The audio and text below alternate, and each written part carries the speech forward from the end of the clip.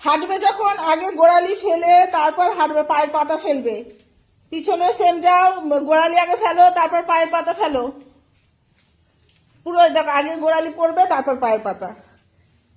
গোড়ালি ব্যথা, হাঁটু ব্যথা, হাঁটু ব্যথার জন্য এটা খুব ভালো। আর এমনি নর্মালি এরকম যখনই হাঁটবে চেষ্টা করবে সবসময় পায়ের গোড়ালি এরকম, হ্যাঁ আগে না উঁচু করে না, গোড়ালিটা ফেলো, ফেলে তারপর পায়ের পাতা ফেলো।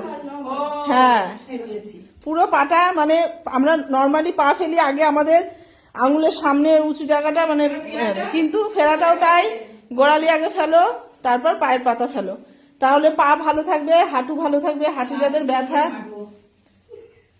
হ্যাঁ যখনই এটা হাঁটবে মাথা রাখবে, চেষ্টা করবে গোড়ালি আগে ফেলে তারপর পায়ের পাতা ফেলতে। যাদের গোড়ালি ব্যথা, গোড়ালি ব্যথাও হবে না। চল আরেকবার, বাড়িতে যখনই হাঁটবে চেষ্টা করবে গোড়ালি পায়ে ফেলে। আর হাতটা উপরের দিকে টানা, কি বডিটা তাহলে সোজা থাকে। আবার উল্টো, ব্যাক নাও, আগে গোড়ালি ফেলো,